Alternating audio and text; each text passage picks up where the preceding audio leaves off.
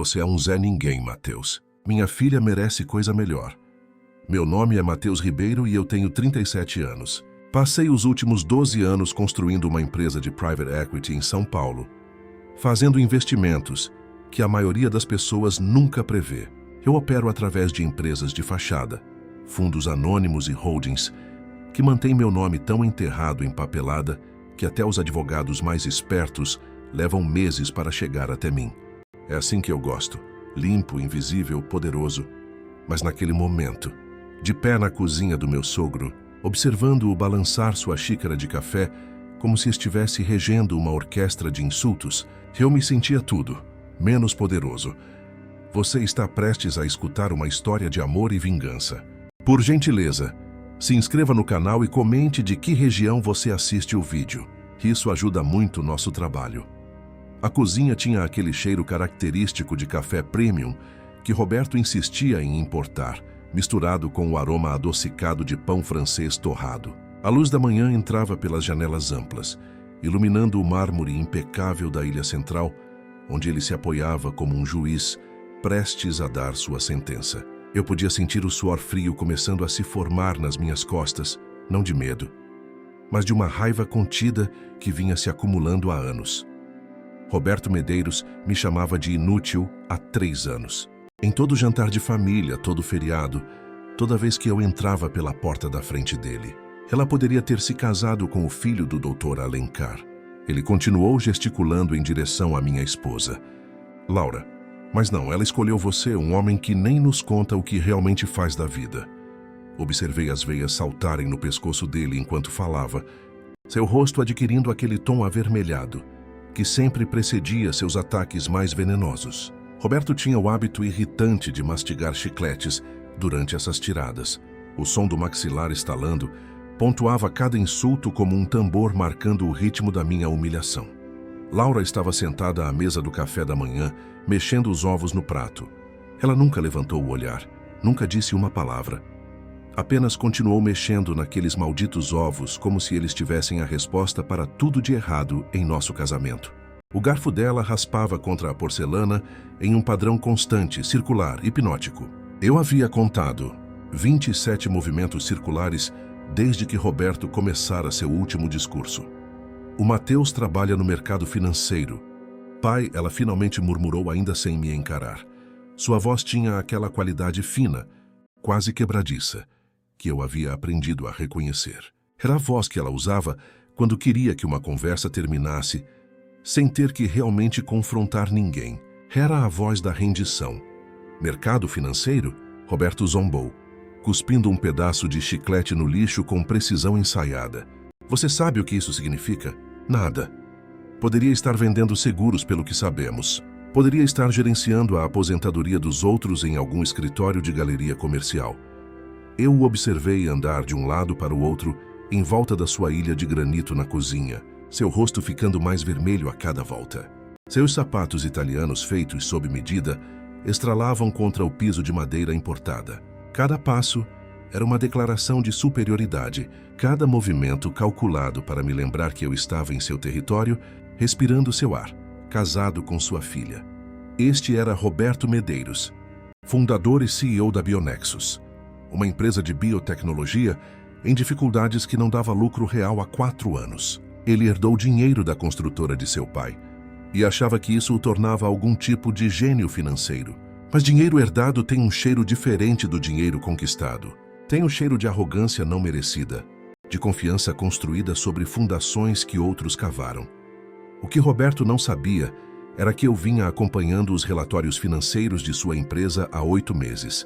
Eu conhecia cada linha do balanço patrimonial, cada nota de rodapé nos documentos de financiamento, cada conversa sussurrada entre investidores potenciais que haviam decidido que a Bionexus era um risco grande demais. A Bionexus estava sangrando dinheiro, queimando o pouco que restava do financiamento de risco. Eles precisavam de um milagre. Eles precisavam exatamente do tipo de investidor anônimo que eu era especialista em ser. Você fica aí sentado como um mudo, disse Roberto, apontando o dedo para o meu peito.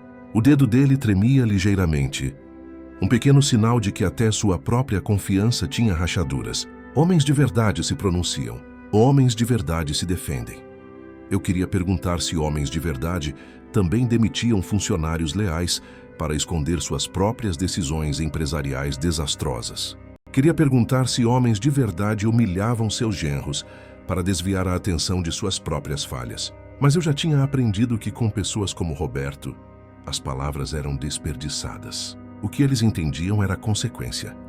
Eu assenti lentamente, sentindo o peso do momento se estabelecer ao meu redor como uma névoa densa.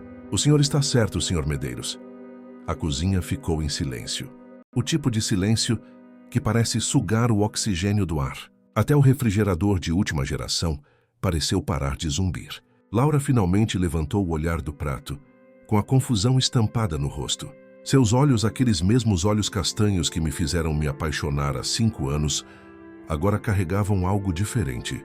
Medo, talvez, ou culpa. Provavelmente os dois. Até Roberto pareceu surpreso com minha resposta. Sua boca se abriu ligeiramente, o maxilar deslocando como se ele estivesse recalibrando sua estratégia de ataque. Eu estou certo, disse ele com a voz agora incerta, procurando a armadilha que ele tinha certeza que eu havia preparado. Com certeza, eu disse, levantando-me e pegando meu casaco do encosto da cadeira. O tecido estava quente contra meus dedos, aquecido pelo sol da manhã que continuava indiferente ao drama desenrolando-se naquela cozinha de revista de decoração. A Laura merece coisa melhor. As palavras saíram calmas, medidas, cada sílaba pronunciada com a clareza de quem finalmente entendeu uma verdade fundamental. Não havia raiva na minha voz, não havia sarcasmo. Apenas um reconhecimento simples e devastador de que algo havia se quebrado permanentemente. Caminhei em direção à porta da frente, sentindo os olhos deles nas minhas costas. Meus passos ecoavam no corredor amplo decorado com fotografias de família que nunca me incluíram de verdade.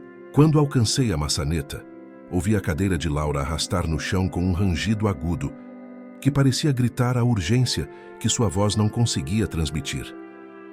Mateus, espere, mas eu já estava do lado de fora, respirando o ar frio da manhã de julho, sabendo que tudo estava prestes a mudar.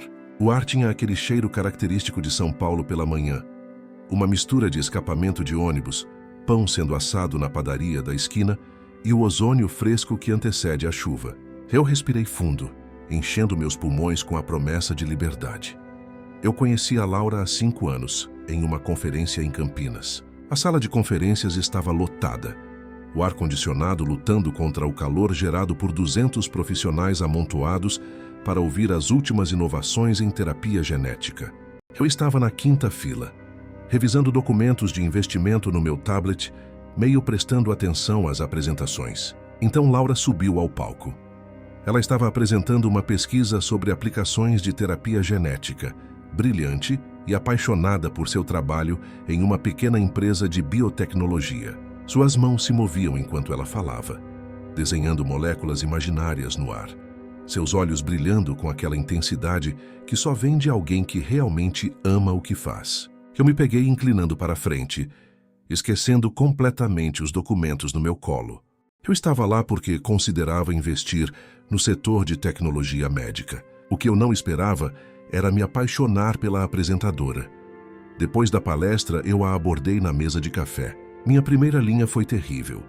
Algo sobre como suas descobertas poderiam revolucionar o tratamento de doenças genéticas. Ela riu. Não do jeito educado que as pessoas fazem em conferências, mas uma risada genuína que iluminou todo o seu rosto. Ela disse que essa era a primeira vez que alguém em uma conferência a abordava com um comentário sobre sua pesquisa em vez de seu sobrenome. Isso deveria ter sido meu primeiro aviso sobre Roberto. Nosso relacionamento avançou rápido. Rápido demais, provavelmente. Havia uma urgência entre nós, como se ambos estivéssemos fugindo de algo. Para mim, era a solidão de construir um império financeiro, sem ninguém com quem compartilhá-lo. Para Laura, eu descobriria muito depois, era a pressão sufocante de ser a filha de Roberto Medeiros, sempre medida contra expectativas impossíveis. Em 18 meses, estávamos casados em uma cerimônia pequena, da qual o pai dela reclamou por semanas. A cerimônia aconteceu em um jardim modesto em Campos do Jordão. Apenas 40 convidados, música acústica e votos que nós mesmos escrevemos. Laura usava um vestido simples que ela escolheu sozinha, sem a opinião da mãe ou das irmãs. Ela estava radiante, rindo enquanto tropeçava ligeiramente nos votos, suas mãos tremendo nas minhas. Ele queria algo maior, mais caro, algo que impressionasse seus amigos do clube. Roberto passou a recepção inteira reclamando, com qualquer um que ouvisse sobre a falta de ambição do evento. Ele comparou nosso casamento com o da filha de um sócio dele, uma extravagância de 3 dias em um resort de luxo que custou mais do que a maioria das pessoas ganha em 5 anos. Mas Laura e eu preferíamos coisas simples, ou assim eu pensava. Durante a festa, eu a observei ficar tensa toda vez que o pai se aproximava, seu sorriso se tornando fixo e forçado. Ela segurava minha mão mais apertado, como se estivesse se ancorando contra uma tempestade que só ela podia sentir, chegando. O problema começou durante nosso primeiro Natal como casados. Roberto bebeu vinho demais e começou a me interrogar sobre meu trabalho. A mesa de jantar estava decorada com um exagero de ornamentos natalinos, velas caras que cheiravam a canela e pinho, louça de porcelana que provavelmente custava mais do que meu primeiro carro. Dei a ele as mesmas respostas vagas que dava a todo mundo. Investimentos privados, gestão de portfólio, consultoria para indivíduos de alto patrimônio. Seus olhos se estreitaram a cada resposta, como um interrogador que sabe que está sendo enganado, mas não consegue provar. O vinho tinha manchado seus lábios de roxo, e ele pontuava cada pergunta, batendo com o dedo no tampo da mesa, fazendo os talheres tinir. Tudo tecnicamente verdade, mas faltando o detalhe crucial de que eu era o indivíduo de alto patrimônio. Minha empresa, Aventura Capital, gerenciava mais de R$1 bilhão em ativos. Éramos especializados em investimentos de estágio inicial em empresas de tecnologia e médicas, o tipo de negócio que exigia discrição e anonimato. O mundo em que eu operava era construído sobre camadas de confidencialidade, onde revelar muito cedo quem estava por trás de um investimento podia arruinar negociações que levavam anos para serem estruturadas. Eu construí minha reputação permanecendo invisível, deixando outras pessoas levarem o crédito, enquanto eu silenciosamente colhia retornos com os quais a maioria dos investidores só podia sonhar. Havia uma beleza nessa invisibilidade, um poder em ser subestimado. As melhores negociações que eu fechei aconteceram porque a outra parte nunca me viu chegando. Mas Roberto interpretou minha discrição como fraqueza. Ele começou a fazer comentários sobre meu emprego misterioso e como um homem de verdade seria mais transparente sobre sua carreira. Os comentários vinham casualmente, jogados no meio de conversas sobre outros assuntos, como pequenas bombas cronometradas para explodir minha confiança. Laura mudava de assunto ou ria nervosamente, aquela risada forçada que não tinha nada da alegria genuína que eu me apaixonara, mas nunca mandou ele parar, nunca me defendeu. E cada vez que ela ficava em silêncio, cada vez que ela desviava o olhar enquanto o pai me dissecava, um pequeno pedaço do meu respeito por ela morria. Não dramaticamente, não com raiva, apenas uma erosão lenta e constante, como água gotejando em pedra. Os ataques verbais se intensificaram nos meses seguintes. Roberto fazia comentários maldosos sobre minhas roupas, dizendo que eu me vestia como um funcionário administrativo, em vez de alguém com aspirações de verdade. Meu carro, um sedã híbrido que eu escolhera por sua eficiência, era motivo de piadas sobre homens de meia-idade que desistiram de impressionar alguém. Minha falta de ambição era um tema recorrente, como se trabalhar silenciosamente e viver modestamente fosse evidência de alguma deficiência moral. Ele me comparava a outros homens do círculo social deles, médicos e advogados bem-sucedidos, que dirigiam carros caros e falavam alto sobre suas conquistas. Há um certo tipo de homem que confunde barulho com substância, que acredita que valor é medido em logos de grife e conversas de bar sobre negócios. Roberto era o epítome desse tipo. O que piorava tudo era ver Laura encolher durante esses confrontos. A cientista confiante com quem eu me casei, aquela mulher que comandava salas de conferência com sua expertise, se tornava quieta e apologética em prese do pai. Era como assistir alguém se transformar em uma versão menor de si mesma, constantemente dando desculpas pelo comportamento do pai racionalizando o irracional. Ela me puxava de lado depois de jantares particularmente brutais e sussurrava desculpas, suas mãos frias apertando as minhas. Prometia que as coisas iam melhorar, que o pai estava sob muito estresse com a empresa, que ele não falava sério. Mas ela nunca o confrontou diretamente, nunca traçou aquela linha na areia e disse basta. E eu comecei a perceber que talvez ela nunca fosse capaz de fazer isso, que talvez, no fundo, uma parte dela concordasse com ele. Não totalmente, não conscientemente, mas o suficiente para ficar paralisada entre nós dois, incapaz de escolher. 3 meses atrás, descobri algo que mudou tudo. Enquanto pesquisava potenciais investimentos em biotecnologia, uma tendência que vinha acompanhando desde que conheci Laura. Encontrei os documentos de financiamento da Bionexus, arquivados em um banco de dados público, de ofertas de valores mobiliários. A empresa estava em sérios apuros, queimando dinheiro mais rápido do que conseguia arrecadar. Os números contavam uma história brutal. Receita caindo 30% ano a ano, custos operacionais disparando, uma relação dívida-receita que faria qualquer analista financeiro recuar em horror. Eles haviam procurado dezenas de firmas de capital de risco, mas sua relação dívida-receita assustava a maioria dos investidores sérios. Havia anotações nas margens dos documentos de investidores anteriores, comentários codificados que essencialmente diziam a mesma coisa. Gestão problemática, fundamentos fracos, risco alto demais. Foi quando percebi que tinha uma escolha a fazer. Eu poderia ajudar a salvar a empresa de Roberto através de um investimento anônimo, ou poderia deixá-la falir. Do ponto de vista puramente empresarial, a tecnologia central da Bionexus era sólida. A equipe de pesquisa tinha publicações respeitáveis. Os ativos intelectuais valiam o investimento. O homem de negócios em mim via o potencial de lucro, uma empresa subvalorizada, com tecnologia promissora, que poderia gerar retornos significativos sob gestão adequada. O genro em mim via algo completamente diferente, uma oportunidade de finalmente mostrar a Roberto Medeiros quem realmente detinha o poder.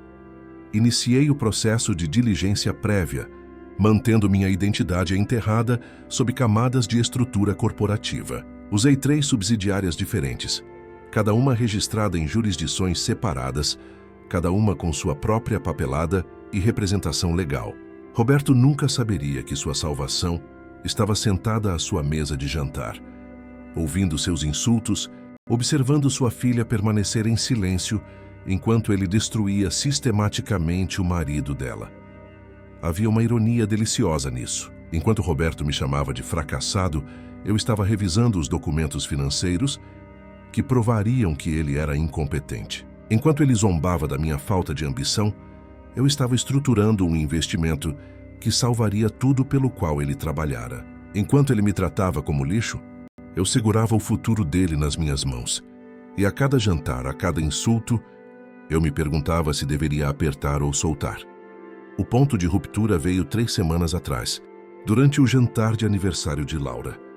A casa de Roberto estava cheia demais, quente demais, barulhenta demais, com o tipo de conversa forçada que acontece quando pessoas que não se gostam particularmente fingem ser uma família feliz.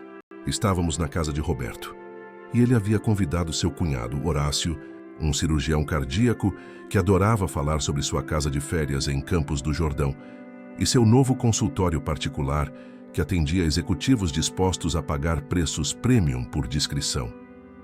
Horácio acabou de comprar um barco novo, anunciou Roberto enquanto Laura cortava o bolo, sua voz cortando todas as outras conversas na sala. Ele tinha aquele jeito de fazer anúncios, como se cada palavra dele merecesse a atenção total de todos os presentes. Um iate de 12 metros custou mais do que a maioria das pessoas ganha em 5 anos.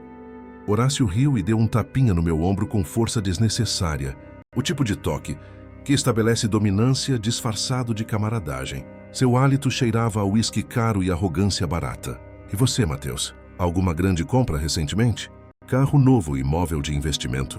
Eu deveria ter previsto o que viria a seguir. Deveria ter visto Roberto se posicionando para o ataque, aquele brilho nos olhos que significava que ele havia encontrado uma abertura perfeita. Os olhos de Roberto brilharam com aquele brilho familiar que significava que ele estava prestes a dar o golpe final. Ele se inclinou para trás na cadeira, saboreando o momento como um predador, que sabia que sua presa não tinha para onde fugir. O Mateus não faz esse tipo de compra, disse Roberto, sua voz escorrendo falsa simpatia tão artificial quanto os adoçantes que ele usava no café. Ele é um homem mais prático, não é, Mateus? Laura apertou minha mão por baixo da mesa, um aviso silencioso para eu manter a calma, para não transformar o aniversário dela em mais um campo de batalha. Suas unhas cavaram ligeiramente na minha pele, uma âncora desesperada tentando me manter preso ao comportamento civilizado. Mas Roberto não havia terminado. Ele nunca estava terminado até que tivesse extraído cada gota de humilhação que podia de um momento.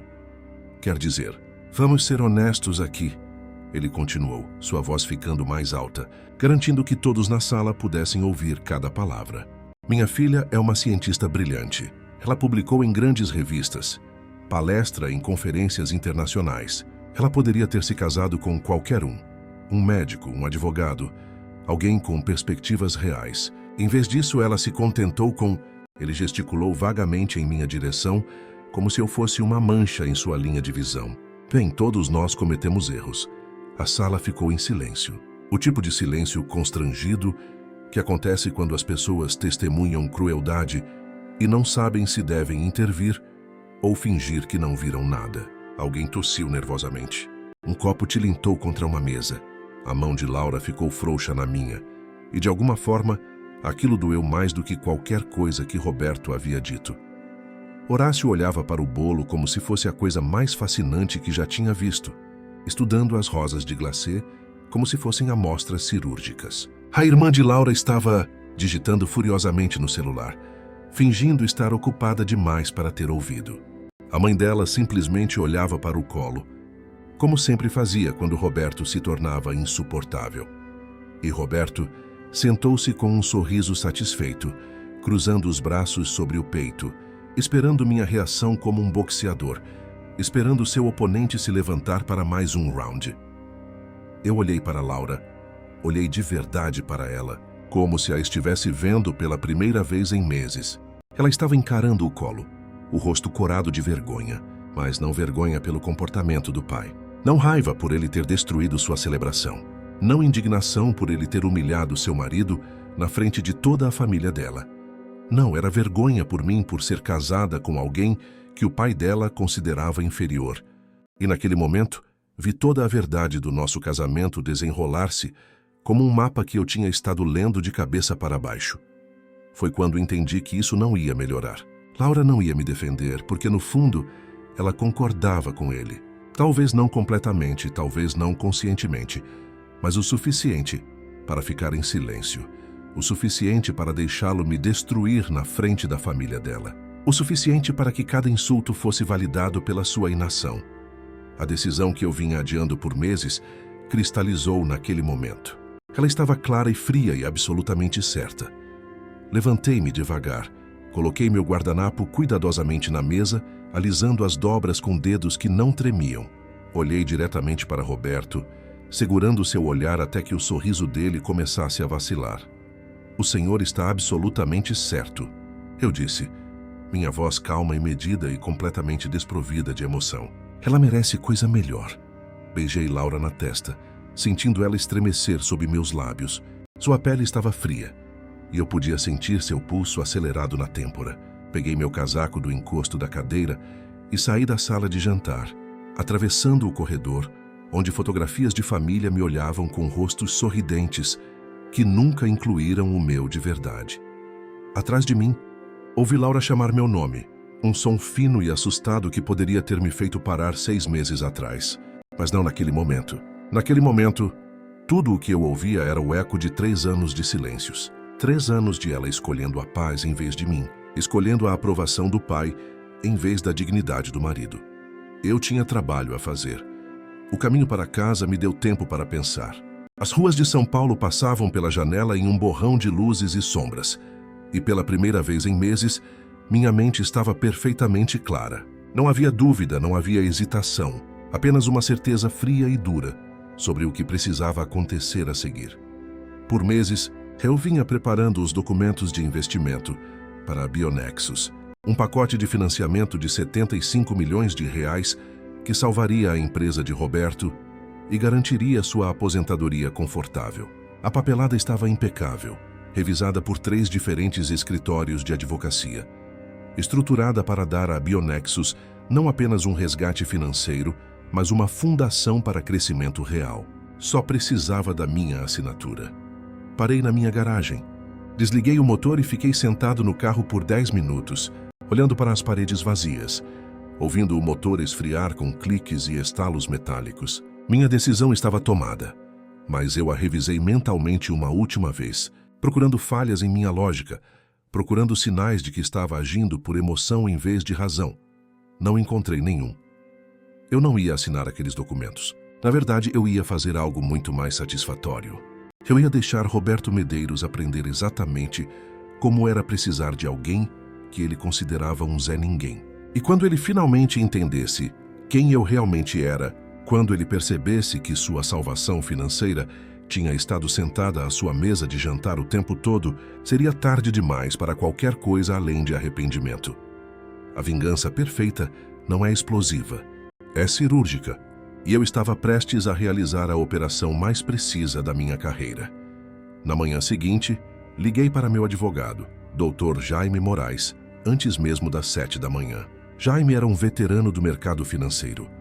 Um homem que tinha visto fortunas serem feitas e destruídas com a assinatura de um documento. Ele atendia ao telefone antes do segundo toque, sua voz ainda rouca de sono, mas já alerta. Mateus, tudo bem? É cedo até para você. Preciso que você redija 3 documentos para mim, Jaime. Hoje. Ouvi o ranger de uma cadeira, o som de uma caneta sendo apanhada. Estou ouvindo. Pedi que ele redigisse uma retirada formal de interesse de investimento na Bionexus, uma notificação de rescisão de contrato para o acordo de financiamento pendente e uma liberação de confidencialidade que me permitiria revelar minha identidade como o investidor anônimo. Cada palavra que eu falava era precisa, deliberada. Não havia espaço para ambiguidade ou segunda interpretação. Do outro lado da linha, Jaime ficou em silêncio por um longo momento. Eu podia ouvir sua respiração, o tic-tac de um relógio ao fundo, e sabia que ele estava processando não apenas as implicações legais, mas também o que isso significava pessoalmente. Você tem certeza disso, Mateus? Sua voz tinha aquela qualidade cuidadosa de alguém tentando não influenciar uma decisão, mas precisando confirmar que a pessoa do outro lado realmente entendia o que estava fazendo. Você passou meses na diligência prévia. Os fundamentos do investimento são sólidos, apesar da política familiar. A Bionexus tem tecnologia real, ativos reais. Você está deixando pelo menos 20 milhões em retornos potenciais sobre a mesa. Tenho certeza, eu disse, e havia uma firmeza na minha voz que fez Jaime parar de argumentar. Às vezes o melhor investimento é aquele que você não faz. Às vezes deixar o dinheiro na mesa custa menos do que o preço da sua dignidade. Jaime suspirou, um som longo e resignado. Você é o cliente. Vou ter os documentos prontos até o meio-dia. Quer revisá-los antes da entrega? Não precisa. Confio no seu trabalho. Só garanta que a notificação seja entregue à Bionexus às 10 da manhã de amanhã. Timing preciso, Jaime. Nem 1 minuto antes, nem 1 minuto depois. Entendido. E Mateus? Ele hesitou, escolhendo as palavras com cuidado. Espero que você saiba o que está fazendo. Eu sei exatamente o que estou fazendo. Ao meio-dia eu tinha tudo o que precisava.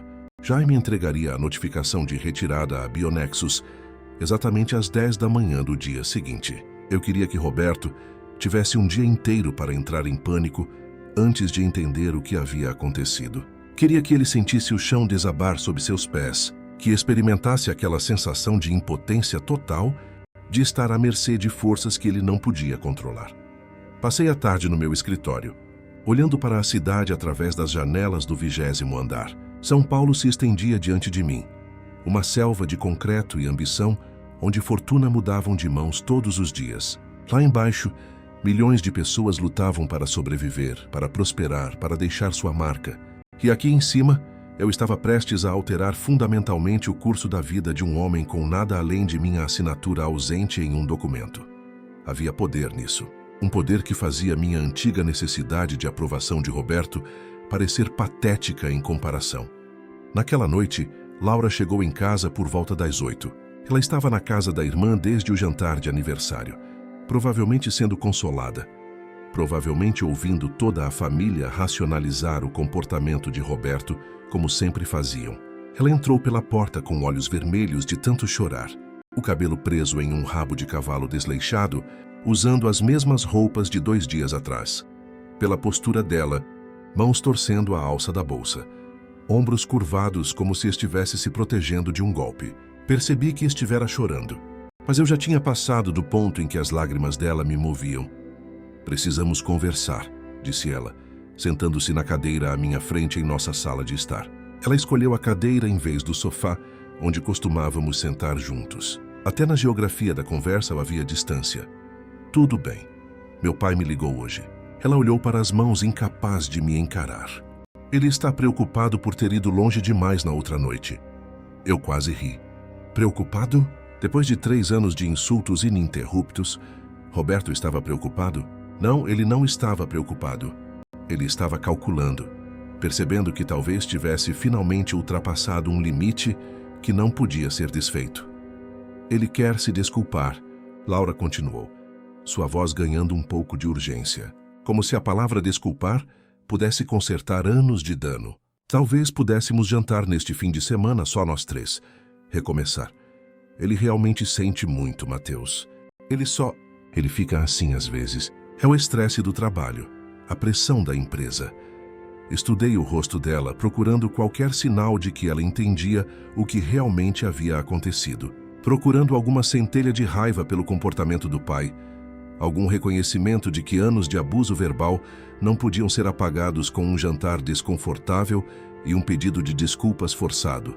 Mas Laura ainda pensava que isso era sobre sentimentos feridos e orgulho ferido. Ela não tinha ideia de que seu pai acabara de insultar a única pessoa que poderia salvar sua empresa. Ela não sabia que a bomba relógio já estava em contagem regressiva. Laura, eu disse com cuidado, escolhendo cada palavra como se estivesse navegando por um campo minado.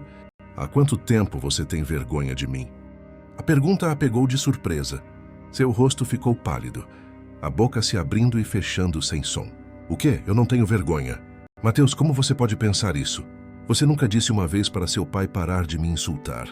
Uma pequena mancha vermelha apareceu em cada bochecha dela, mas eu continuei. Nenhuma vez em 3 anos. Nem quando ele me chamou de medíocre no Natal do ano passado. Nem quando ele sugeriu que você tinha desperdiçado sua vida comigo na Páscoa. Nem quando ele me comparou ao lixo, na frente de toda a sua família no seu aniversário. Ele não fala por mal. Ela sussurrou, mas havia uma fragilidade na voz que sugeria que até ela não acreditava mais nisso. Ele é apenas protetor. Ele quer o melhor para mim. Ele me chamou de lixo inútil na frente de toda a sua família, repeti, cada palavra caindo entre nós como pedras em água parada. Você não disse nada. Você ficou sentada lá olhando para o seu prato e não disse absolutamente nada. Os olhos de Laura se encheram de lágrimas que começaram a escorrer pelas bochechas. Ela não tentou limpá-las. Eu não sabia o que dizer. Ele fica tão bravo quando as pessoas o confrontam. Você não viu como ele ficou quando a mamãe tentou defender o marido da minha irmã? Naquele jantar de Natal, ele não falou com ela por 1 semana. Então você escolheu o conforto dele em vez da minha dignidade. Isso não é justo, ela protestou, mas a voz saía fraca, derrotada. Você não entende como é crescer com ele, como é tentar manter a paz. Ele é meu pai, Mateus. Eu não posso simplesmente cortar contato, não posso simplesmente... Mas era justo, e nós 2 sabíamos disso. Laura havia feito sua escolha há muito tempo. Toda vez que ela ficava em silêncio, toda vez que dava desculpas pelo comportamento dele, toda vez que me pedia para ser compreensivo, para não causar problemas, para deixar passar mais uma vez, ela estava escolhendo o pai em vez do marido. E eu tinha sido tolo o suficiente para aceitar isso, pensando que eventualmente ela encontraria coragem para traçar uma linha.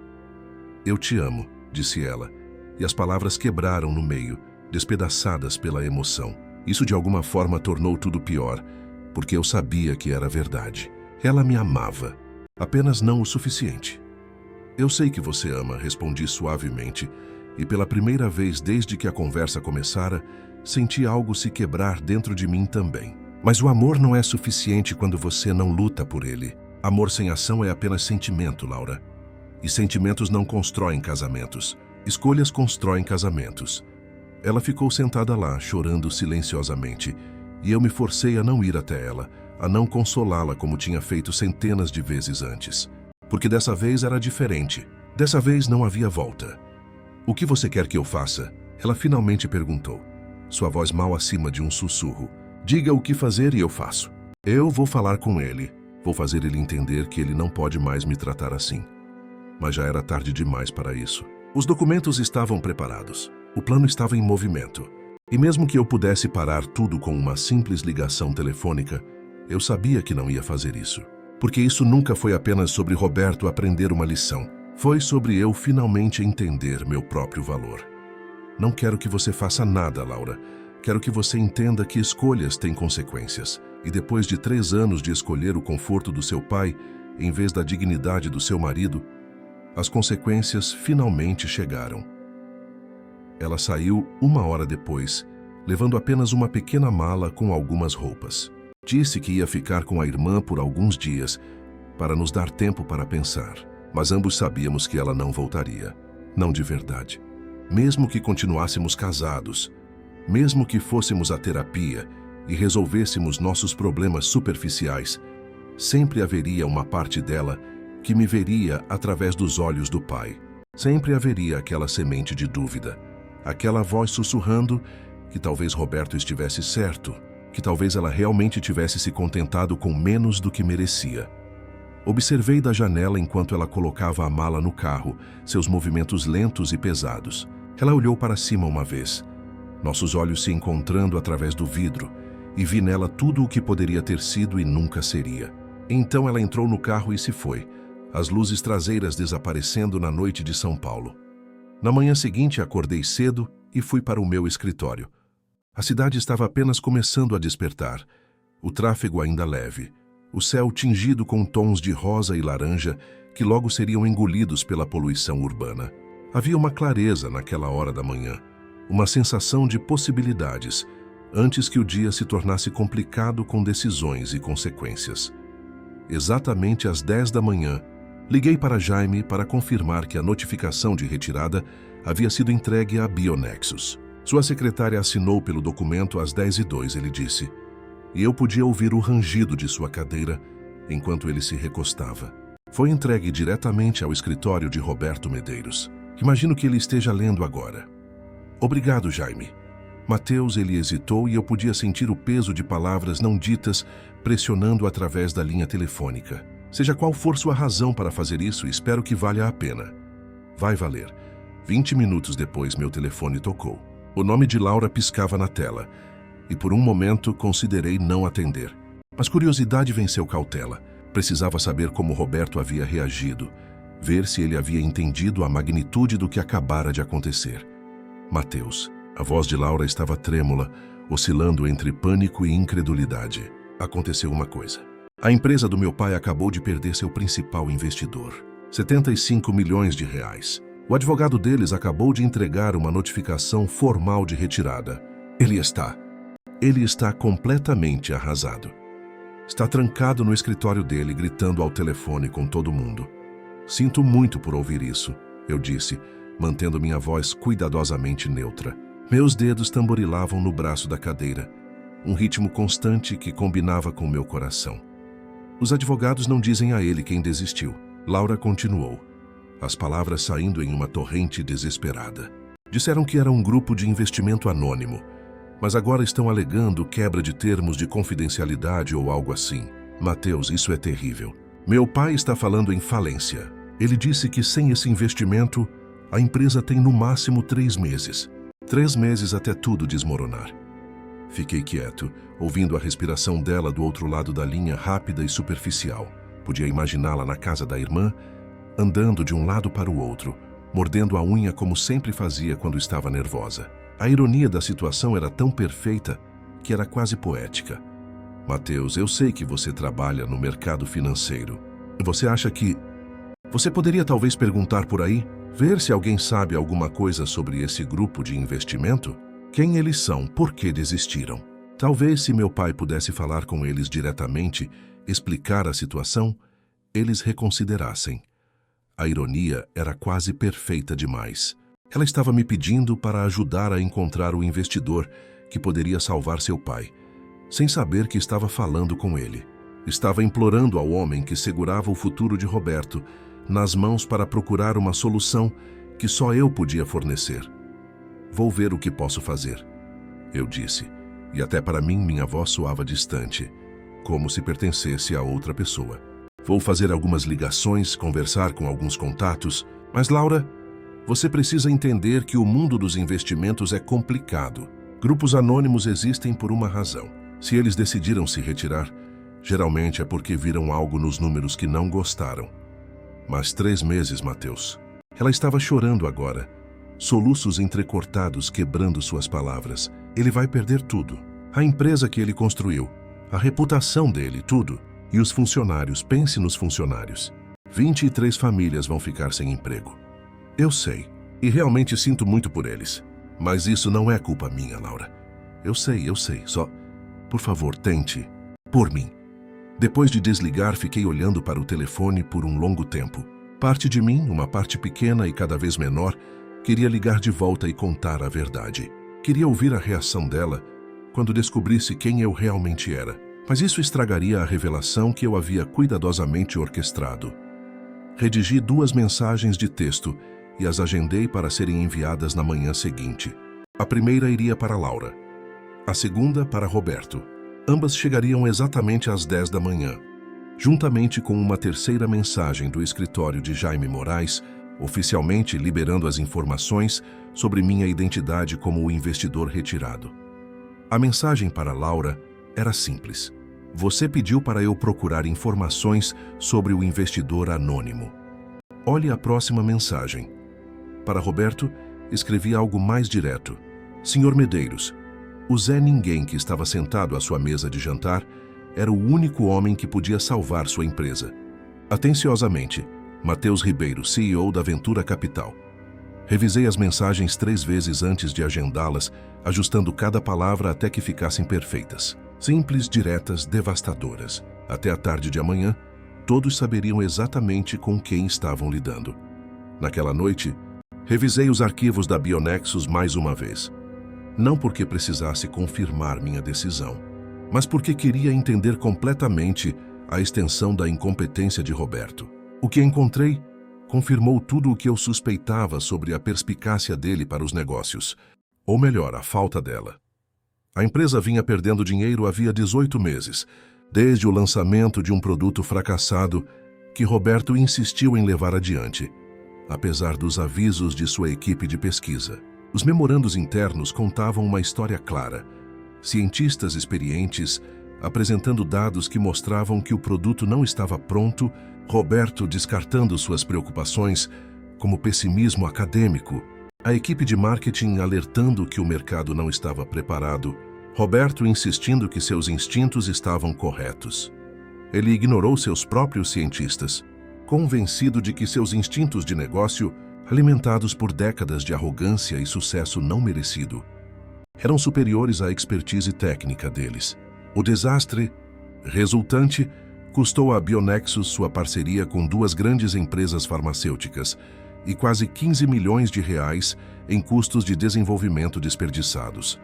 Mas, em vez de aceitar a responsabilidade, de olhar no espelho e reconhecer que havia cometido um erro catastrófico, Roberto culpou a equipe de pesquisa. Demitiu 3 cientistas seniores que tinham coletivamente mais de 40 anos de experiência. Reestruturou o departamento de P&D para reportar diretamente a ele, eliminando qualquer sistema de freios e contrapesos que pudesse questionar suas decisões futuras. E então, com sua empresa sangrando dinheiro e sua reputação em frangalhos entre investidores sérios, começou a procurar novos investidores para salvá-lo. Não para consertar os problemas fundamentais, não para reconstruir a cultura de pesquisa que ele havia destruído, apenas para injetar dinheiro suficiente para adiar o inevitável colapso. O que piorava tudo era que Laura tinha sido uma das cientistas que se opuseram ao lançamento. Encontrei o nome dela em vários dos memorandos internos. Sua assinatura em relatórios técnicos detalhados, explicando exatamente por que o produto falharia. Ela havia escrito um memorando de 22 páginas, meticulosamente documentado com dados de testes, projeções de mercado e análise de risco. Roberto havia escrito uma única linha de resposta no topo do documento, muito conservadora: prosseguir conforme planejado. Quando o lançamento falhou exatamente como Laura previra, quando a Anvisa rejeitou o pedido de aprovação, citando as mesmas preocupações de estabilidade que ela havia levantado meses antes, Roberto tornou a vida dela tão miserável que ela acabou pedindo demissão. Comentários passivo-agressivos em reuniões, exclusão de projetos importantes, insinuações de que ela não era uma jogadora de equipe, de que sua cautela científica estava segurando a empresa. Laura nunca me contou a história completa. Quando eu perguntava sobre por que ela tinha saído da Bionexus, ela dava respostas vagas sobre querer explorar novas oportunidades, sobre sentir que tinha atingido um teto na empresa do pai. Ela mencionou que teve algumas divergências com o pai sobre prioridades de pesquisa, mas enquadrou como uma diferença filosófica de opinião, não como o que realmente era: a arrogância de Roberto destruindo o bom senso científico e, no processo, destruindo a carreira de sua própria filha. Percebi então que Roberto não tinha apenas me insultado nos jantares de família. Ele havia sistematicamente destruído qualquer coisa ou pessoa que ameaçasse sua autoimagem inflada. Sua filha, sua equipe, sua empresa, tudo era sacrificável no altar de seu ego. E Laura, por algum motivo que eu provavelmente nunca entenderia completamente, continuava protegendo-o, continuava fazendo desculpas, continuava esperando que ele mudasse, que ele de alguma forma se tornasse o pai que ela precisava que ele fosse, em vez do homem que ele realmente era. Na manhã seguinte, as mensagens foram enviadas exatamente às 10 da manhã. Eu estava no meu escritório olhando para a cidade quando meu telefone confirmou a entrega. 3 mensagens enviadas, 3 bombas detonadas simultaneamente.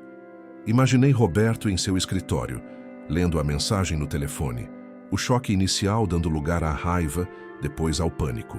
Imaginei Laura na casa da irmã, olhando para a tela, tentando processar a informação, tentando reconciliar o marido, que achava que conhecia com o homem que eu realmente era.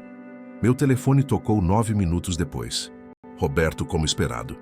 Quando atendi, ele já estava gritando: "Seu filho da puta! Você acha que isso é engraçado? Acha que pode destruir minha empresa porque eu feri seus sentimentos de menina? Sr. Medeiros, acho que o senhor entendeu a situação errada." Eu não entendi nada errado.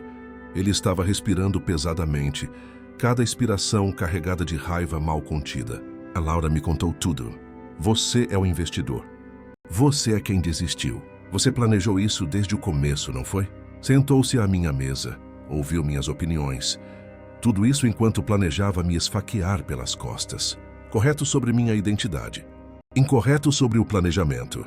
Na verdade, Sr. Medeiros, eu estava genuinamente preparado para investir na Bionexus. Os documentos estavam prontos para assinatura. Até você decidir que humilhar o marido de sua filha na frente de toda a família seria uma boa ideia.